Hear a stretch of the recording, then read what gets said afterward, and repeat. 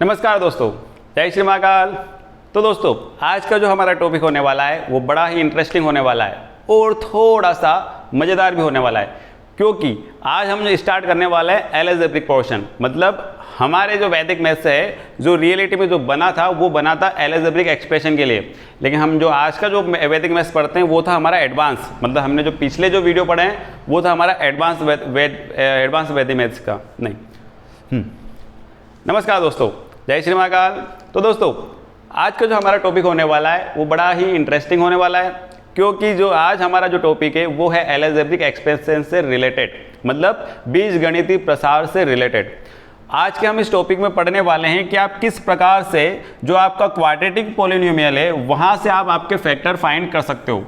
दोस्तों, टॉपिक बड़ा मज़ेदार है और बड़ा ही इंटरेस्टिंग होने वाला है। और हाँ, यदि आपको क्वाड्रेटिक इक्वेशन से, ध्यान सुनना, यदि आपको क्वाड्रेटिक इक्वेशन से जीरोस फाइंड करने में या फिर 9th के लेवल पर जो क्वेश्चन आते हैं जहां पर आपसे पूछा जाता है कि आपके पास एक क्वाड्रेटिक पॉलिनोमियल है, उसके आपको क्या फाइंड करना है, फैक्टर फाइंड करना है, और आप वहां पर घबरा जाते हैं, या फिर आप किसी कॉम्पिटिटिव एग्जाम में बैठे हैं और वहां पर आपसे पूछा कि भैया इसके फैक्टर बताओ, इस टाइप के पॉलिनोमियल के आप फैक्टर बताओ, तो वहां पर हम थोड़ा सा सोचते हैं।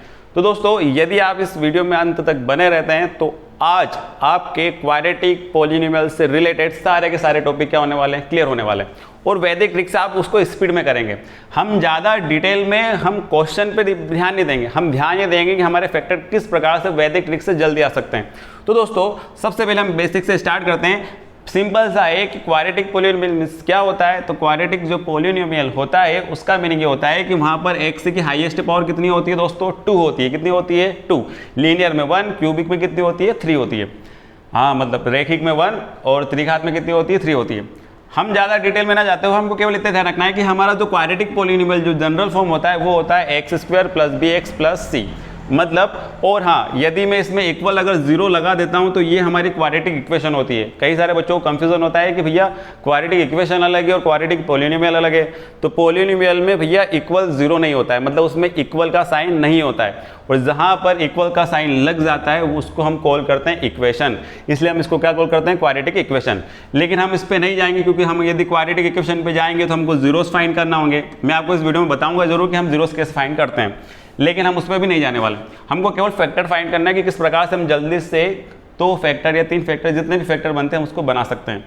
सिंपल सा टॉपिक ध्यान रखना है दोस्तों। यदि हमारा जनरल क्वाड्रेटिक पॉलिनोमियल दे रखा है x² + bx + c, हमको क्या करना है। तो पहले आपको मैं जनरली एक छोटी सी जो सिंपल से जो मेथड है जो बेसिक तौर पे हम यूज़ करते हैं, मैं आपको उसको थोड़ा सा फॉर्मेट बता देता हूँ।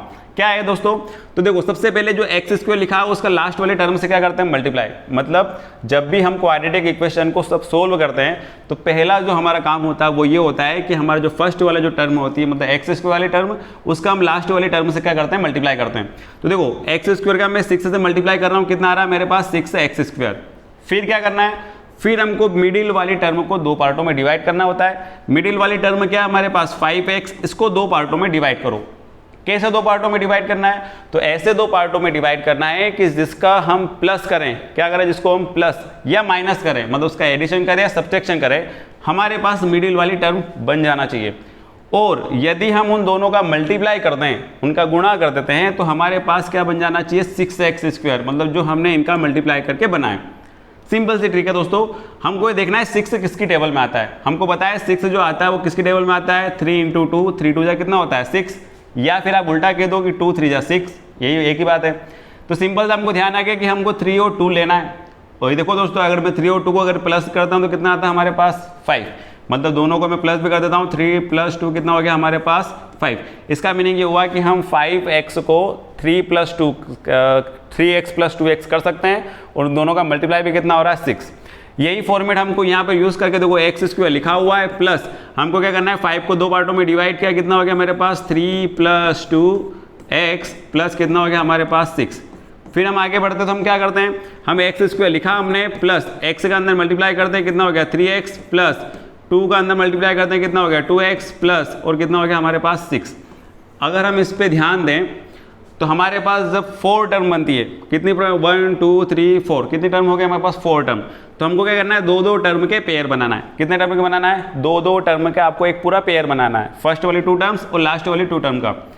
क्या करना है, सिंपल सा प्रोसेस है, यहाँ पर और यहाँ पर हमको देखना है कॉमन क्या आ रहा है। तो हम देखते हैं कि यहाँ पर x है और यहाँ पर क्या है x और यहाँ पर क्या है एक्स स्क्वायर, x यहाँ पर हम x क्या ले लेते हैं कॉमन, हमारे पास अंदर क्या बचेगा x, क्योंकि एक्स स्क्वायर था मतलब 2 टाइम था तो 1 टाइम बाहर हुआ, तो 1 टाइम क्या होगा ब्रैकेट के अंदर, प्लस x बाहर हो गया है, x हमने क्या ले लिया कॉमन ले लिया है, तो हमारे पास क्या बचेगा यहाँ पर 3, ये हो गया, प्लस अब यहाँ पर देखना क्या कॉमन आ रहा है, 2 और 6 और x भी है, x जब हमारे पास थर्ड वाली टर्म है लेकिन फोर्थ वाली टर्म में हमारे पास x नहीं है, क्या करेंगे हम, इस 3 को हम 2 इंटू क्या कर देंगे 3, क्योंकि हमने देखा है कि जो 6 के जो फैक्टर होते हैं वो कितने होते हैं 3 इंटू 2, तो देखो हमने 6 को क्या कर दिया 3 इंटू 2, 2 यहाँ है 2 यहाँ पे भी है, 2 कॉमन आ सकता है, तो 2 को हम क्या निकालेंगे, बाहर खींच लो इसको, हमने 2 को बाहर निकाल लिया, जैसे हम 2 को बाहर लेते हैं 2 बाहर हुआ, अंदर क्या बचेगा x प्लस 2 बाहर हुआ, अंदर क्या बचने वाला है 3, क्योंकि हमने 6 के 2 पार्ट कर दिए थे 2 प्लस 3।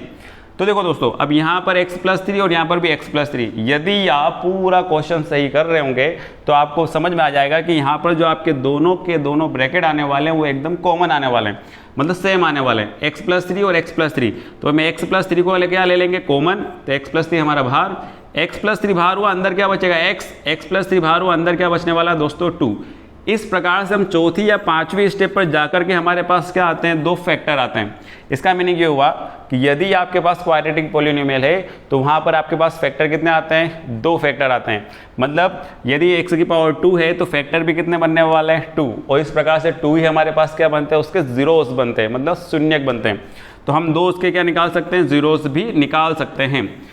तो दोस्तों क्या हम इस फैक्टर को निकालने की क्या वैदिक ट्रिक यूज़ कर सकते हैं हम और इसको आसान बना सकते हैं? तो जी हाँ दोस्तों बिल्कुल बना सकते हैं, केवल आपको एक छोटा सा फॉर्मेट समझना है, फिर मैं आपको कम से कम 6 से 7 एग्जाम्पल देने वाला हूँ, आप फटाफट उनको आंसर निकाल दोगे।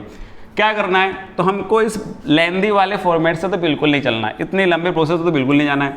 क्या करना है, तो हम फिर देखते हैं कि हमारा जो वैदिक ट्रिक है वो यहाँ पर काम आएगा या फिर नहीं। सिंपल सा काम करना है, आपको अगर मैं फॉर्मेट बताऊंगा तो फॉर्मेट बहुत लंबा है, हम उस पर जाने वाले नहीं हैं। हमको क्या करना है, सिंपल सा काम, सबसे पहले एक्स स्क्वायर लिखा हुआ है प्लस 5x प्लस कितना लिखा हुआ है 6 लिखा ही हुआ है। हमारे को ये देखना है कि यदि यहाँ पर एक्स स्क्वायर के मल्टीप्लाई में कुछ नहीं है, केवल 1 है, तो आपके लिए और आसान होने वाला है उसके फैक्टर निकालना। कैसे, फर्स्ट से लास्ट का मल्टीप्लाई करेंगे मतलब 6 आ रहा है, यदि यहाँ पर एक्स स्क्वायर के मल्टीप्लाई में कुछ नहीं है इसका मतलब आपको कॉन्स्टेंट टर्म को ढूंढना है। कितना आ रहा है आपके पास 6 एक्स स्क्वायर, बीच वाले को 2 पार्टों में डिवाइड करना है कि आपका क्या आ जाए, दोनों का मल्टीप्लाई करने पर 6 और प्लस माइनस करने पर 5। हमने अभी देखा कितना है हमारे पास 3 प्लस 2, आपके पास दो नंबर आ गए 3 और 2 आ गए। यदि आपके पास दोस्तों फर्स्ट नंबर क्या हो, x हो, मतलब केवल 1 हो उसके मल्टीप्लाई में, आपके 2 फैक्टर आ गए 3 और 2 हुए थे, आपको क्या करना है x प्लस 3 और एक और क्या हो जाएगा आपका x प्लस 2, ये आपका फैक्टर बन गए। यदि आपकी फर्स्ट टर्म क्या हो x, वहाँ पर आपको क्या करना है, जैसे आप बीच वाले टर्म को डिवाइड करोगे जो भी आपके डिवीजन में जो भी नंबर आने वाले हैं वो आपको क्या मिल जाएंगे, आपके फैक्टर मिल जाएंगे, x प्लस 3 और x प्लस क्या हो गया 2। 102 जनरली हमको लगाना ही है। यहाँ पर एक और ध्यान रखना है, ये भी यहाँ प्लस हो तो यहाँ पर अगर माइनस हो तो क्या करना है, एक और एग्जाम्पल मैं आपके लिए लेकर आया हूँ। क्या करना है, सिंपल सी प्रोसेस, एक्स स्क्वायर और -8 का अगर मल्टीप्लाई करते हैं तो हमारे पास आता है -8, मतलब बीच वाले को 2 पार्टों में डिवाइड करना है, 2 भी आना चाहिए और मल्टीप्लाई करने पर क्या आना चाहिए 8। इसकी सिंपल सी प्रोसेस है कि आप 8 को देखो कि कौन से टेबल में आ रहा है, तो 8 आ रहा है भैया 4 इंटू 2, 4 2 का कितना होता है 8, यही है हमारे पास जो ऑप्शन है वो है हमारे पास क्या है 4 इंटू 2 कितना हो रहा है हमारे पास 8। रुकना है, देखना है, 4 इंटू 2 तो 8 हो रहा है, क्या हमको यहाँ पे कितना चाहिए 2, क्या 4 और प्लस 2 को प्लस करने पर 6 आता है, क्या 2 आ रहा है क्या, नहीं, मतलब प्लस करने पर हमारा काम नहीं बन रहा है। हम क्या करेंगे, हम ये करने वाले हैं कि 4 में से 2 को माइनस करके देखेंगे। जैसे हमने 4 में से 2 को माइनस करके देखा, हमको क्या मिल गया यहाँ पर 2। इसका मीनिंग ये हुआ कि मैं यहाँ पर 4 - 2 यदि करता हूँ तो मेरे को मिडिल वाली टर्म मिलने वाली है। इतना काम यदि आपने कर लिया तो आपके फैक्टर देखो आपके सामने है। क्या करना है, यदि यहाँ पर मिडिल वाली टर्म आपकी माइनस की हो, किसकी हो दोस्तों, माइनस की, तो जो भी आपके यहाँ पर नंबर होने वाले, हमने नंबर कैसे लिए हैं 4 - 2, आप इनका उल्टा कर दो तो देखो आपके जो फैक्टर होंगे वो क्या होंगे, x प्लस का 4 था, इसको किसका कर दो आप, माइनस का, ये कर दिया, हो गया काम। फिर क्या करना है -2, तो यहाँ पे क्या हो जाएगा प्लस का 2, ये हो गया काम खत्म, फैक्टर आ गया आपके। आपको इतनी प्रोसेस जो हमने अभी की थी वो प्रोसेस करने की ज़रूरत ही नहीं है। कितना ध्यान रखना है, यदि मिडिल वाली टर्म माइनस की हो तो जो भी आपके यहाँ पर दो फैक्टर बनने वाले हैं उन फैक्टर को आपको क्या करना है, अपोजिट साइड से लिखना है। एक और एग्जांपल देखो मैं आपको बता देता हूँ। मान लो आपके पास नंबर है एक्स स्क्वायर और मान लो कितना है यहाँ पर 9x प्लस कितना है आपके पास 20। आपको इसके क्या निकालना है, फैक्टर निकालना है। सिंपल से पहले देखो भैया एक्स स्क्वायर के मल्टीप्लाई में कुछ नहीं है 20 लाना है, ठीक है। 9 को दो पार्टों में डिवाइड करो, हो गए क्या भैया 20 किसकी टेबल में आता है, तो मेरे को पता है 4 5 कितना होता है 20, और 4 और 5 को यदि मैं प्लस करता हूं तो देखो मैंने 5 प्लस कितना किया 4, तो 5 प्लस 4 कितना होता है 9। तो देखो 5 प्लस 4 कितना हो गया 9, जो कि मिडिल वाली टर्म बन रही है। सिंपल सा काम करना है, x क्या लेना है हमको 5, ये हो गया 5, फिर क्या लेना है हमको 4, ये हो गया x प्लस हमारा 4। ये हमारे पास क्या आ गया दोस्तों, दो फैक्टर आ गए। इस प्रकार से यदि आपके पास एक्स स्क्वायर के मल्टीप्लाई में यदि कुछ नहीं है, केवल 1 है, तो वहाँ पर तो आप आसानी से क्या कर सकते हो, उसके फैक्टर निकाल सकते हो। और यदि यहाँ पर यदि माइनस होता तो साइन कैसे हो जाता है आपके अपोजिट, ये भी ध्यान रखना दोस्तों। यदि बाई चांस यहाँ पे माइनस होता एक्स स्क्वायर माइनस 9x, तो यहाँ पर जो प्लस वाली टर्म आ रही है दोनों के दोनों किस में हो जाता है आपके माइनस में, x माइनस 5 और x माइनस कितना हो जाता है 4। ऐसा कई बार कंफ्यूज बच्चा हो जाता है और उसका आंसर क्या होता है, गलत हो जाता है। लेकिन दोस्तों यदि यहाँ पर आपके पास एक्स स्क्वायर के मल्टीप्लाई में 1 ना होते हुए यदि आपके पास कोई सा दूसरा नंबर हो, जैसे कि मैं आपके लिए एग्जांपल लेकर के आया हूँ। अब यहाँ पर थोड़ा सा बच्चा क्या करता है, सोचता है कि यार यहाँ तो थोड़ा सा डिफिकल्ट होने वाला है, लेकिन हमने जो वैदिक ट्रिक सीखी है उसी का हमको यूज़ करना है। थोड़ा सा यदि आपको वहाँ पर एक्स स्क्वायर के मल्टीप्लाई में 1 ना होते हुए यदि कोई सा दूसरा डिजिट हो, जैसे यहाँ पे 9 और 3 दे रखा है, तो वहाँ पर आपको उसको फैक्टर निकालने में थोड़ी सी प्रॉब्लम हो सकती है, लेकिन वैदिक ट्रिक से बहुत सिंपल होने वाली है। क्या करना है, आपको एक फॉर्मेट याद रखना है। देखो मैं बता देता हूँ, X square plus B X plus C, ये आपका जनरल पॉलिनोमियल है। फर्स्ट वाला जो कोफिशिएंट होगा वो a, मिडिल वाला क्या होगा b, और लास्ट वाला क्या होने वाला c। आपको एक सिंपल सा फॉर्मेट याद रखना है। हम जब मिडिल वाली टर्म मतलब हम जब b को दो पार्टों में डिवाइड करते हैं, मैं आपको बता देता हूँ, जैसे हम b को दो पार्टों में डिवाइड करते हैं वो होता है हमारे पास p, और एक और क्या होता है हमारे पास q, p प्लस माइनस जो भी होता है। तो पहला पार्ट होता है p और दूसरा क्या होता है q। उस पार्ट को आपको क्या करना है, सिंपल सी ट्रिक अपनाना है। पहले a के अपोन में किसको रखना है, p को, और q के अपोन में किसको रखना है, c को। उल्टा करना है, मतलब इधर a के अपोन में किसको रखेंगे हम, p को, और यहाँ पर c को किसके अपोन में रखना है, q के। ये दोनों के दोनों रेशो कैसे आने वाले, बराबर, और इनका जो रेशो होगा वो क्या रेशो सपोज कर लेते हैं हम, r अपॉन s। क्या सपोज कर लेते हैं, r अपॉन s, जो भी रेशो आएगा। ये r अपॉन जो s है, यही आपका फर्स्ट जो फैक्टर होगा वो ये होने वाला है। क्या होने वाला है, जैसे कि मान लो r x प्लस s, ये आपका पहला फैक्टर है। जो आपका रेशो आएगा वही रेशो ऊपर वाला जो नंबर रहेगा r, वो x का मल्टीप्लाई करके लिखना है, प्लस जो नीचे वाला नंबर रहेगा वो s, वो आपको क्या लिखना है, एज इट इज लिखना है। ये आपका पहला फैक्टर रहेगा। ये जो पहला फैक्टर आएगा, इसी पहले फैक्टर को दूसरे क्या करना है आपको, इस a के अपोन में क्या लिख देना r, और c के अपोन में क्या लिख देना s। ये जो आपके पास नंबर बनेगा, एक और जो रेशो बनेगा, ये रेशो आपका दूसरा फैक्टर होने वाला है। क्या वैसा होने वाला है, दूसरा फैक्टर होने वाला है।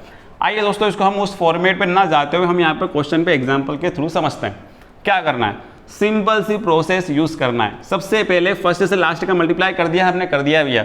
3 2 कितना हो गया, 6x स्क्वायर। मिडिल वाले को दो पार्टों में डिवाइड करो, तो मेरे को पता है कि मैं आसानी से 7 को कैसा कर सकता हूँ, 6 प्लस 1। तो देखो ये 3x स्क्वायर माइनस 7 को क्या लिख सकता हूँ मैं, 6 प्लस 1x प्लस कितना हो जाएगा हमारे पास 2।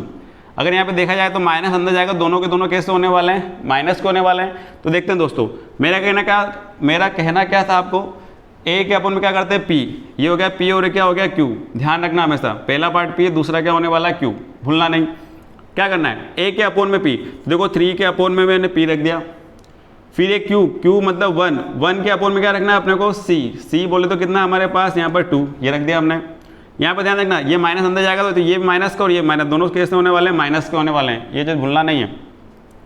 3 1 जा 3, 3 2 जा 6, इधर भी कितना आ रहा है -1/2, और इधर भी कितना आ रहा है अपने पास -1/2। क्या करना है, पहला काम मैंने कहा था, जो भी आपके पास रेशो आएगा वो होगा आपका पहला फैक्टर। तो देखो पहला फैक्टर हो गया x, और माइनस कितना हो गया 2, ये आपका पहला फैक्टर हो गया। दूसरा फैक्टर कैसे निकालेंगे, तो जो आपके पास 1/2 आया, इसी 1/2 को आपको क्या करना है, a और c के अपोन में रखना है। तो देखो a और c के अपने पास 3 और कितना है 2, a और c कितना है 3 और 2। इसके अपोन में किसको रखो, इसके अपोन में रखो आप 1 को, और किसको रखोगे आप -2 को, ये हमने रख दिया। देखो दोस्तों 3 का 1 जा डिवाइड करेंगे कितना आया 3, और 2 से 2 कट गया कितना आएगा यहाँ पर -1। तो आपके पास जो दूसरा फैक्टर है, दूसरा फैक्टर आपका तैयार हो गया। वो क्या हो गया, तो वो ये हो गया, जो पहला रेशो आएगा वो किसको मल्टीप्लाई में लिखना है आपको, x के, ये हो गया 3x, और क्या हो गया आपके पास -1। तो ये आपके देखो 2 फैक्टर हो गए।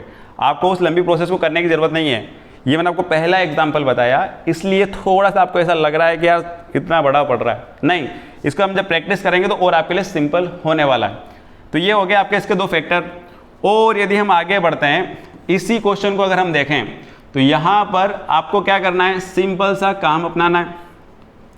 इधर वाला तो देखो रफ ही कर देते हैं, ठीक है। इधर वाला देखते हैं क्या करना है। 9 4 जा कितना हो गया 36। ध्यान रखना दोस्तों कितना हो गया है हमारे पास 36। बीच वाले को 2 पार्टों में डिवाइड करो 36 आ जाए। मेरे को पता है 15 को यदि मैं क्या कर सकता हूँ 12 + 3, 12 3 जा भी कितना होता है 36। चूंकि माइनस आ रहा है तो दोनों के दोनों कैसे होने वाले हैं, माइनस को होने वाले हैं। ध्यान रखना भैया। देखो क्या करना है, सबसे पहले 9 के अपोन में किसको रखेंगे हम, 12 को रख दिया, -12। फिर क्या करना है आपको इधर 4 को किसके अपोन में रखना है, 3 के अपोन में, ये हमने रख दिया 3 के अपोन में, ये भी माइनस का हो रहा है। आगे बढ़ते हैं, 9 3 से कैंसिल करा, 3 3 जा 9, 3 4 जा 12, 3/4 3/4। मतलब पहला फैक्टर क्या आ गया 3x माइनस क्या हो गया 4। ये हमारे पास पहला फैक्टर तैयार। दूसरा फैक्टर भी तैयार। देखो क्या करना है, 3/4 आ रहा है, इसको क्या करना है 9 के अपोन में 3 रख दिया, ये रख दिया। 4 के अपोन में क्या रखना है 4, ये रख दिया माइनस। काम हो गया। 3 3 जा 9 कितना हो गया 3, और 4 1 जा 4 कितना हो गया -1। अगला फैक्टर हमारे पास हो गया 3x - 1। ये देखो दोस्तों आपके पास फैक्टर हो गया, क्या हो गया 3x - 4 और 3x - 1। ये आपके इसके क्या हो गया 2 फैक्टर। इस टाइप से आप वैदिक ट्रिक यूज़ करके कर सकते हो। यदि आपके मल्टीप्लाई में यदि कोई सा नंबर भी दे रखा हो तो आप आसानी से क्या निकाल सकते हो, उसके फैक्टर निकाल सकते हो। 1-2 एग्जाम्पल और मैं आपके लिए लेकर आया हूँ दोस्तों, आप जल्दी से फटाफट इनके आंसर यदि आप सीख गए हो तो वो लेकर आया हूँ कि ताकि आपका जो कॉन्सेप्ट है वो एकदम क्या हो जाए, एकदम पूरा क्लियर हो जाए। देखो हमारा जो एक और एग्जांपल है वो क्या है, 4x² - 4x + 1। क्या करना है, सिंपल सी प्रोसेस, फर्स्ट से लास्ट का मल्टीप्लाई का कितना है हमारे पास 4, बीच वाले को डिवाइड करना है। 4 को यदि मैं करता हूँ तो 2 + 2 में कर सकता हूँ। थोड़ा सा देखो स्पीड बढ़ाएंगे यहाँ पर, 2 और 2 मतलब p और q की वैल्यू कितनी आ रही है हमारे पास 2 और 2। सबसे पहले क्या करना है 4 के अपोन में क्या रखना है 2, ये हमने क्या रख दिया 4 के अपोन में 2। फिर जो 2 आ रहा है इसको किसके अपोन में रखना है 2/1। दोनों के रेशो देखो 2 2 जा कितना आ रहा है 4, 2 1 जा 2, 2 1 जा 2 कितना आ रहा है 2/1। पहला रेशो कितना आ रहा है 2/1, तो मतलब पहला फैक्टर क्या हो गया हमारे पास 2x + 1, सिंपल सा।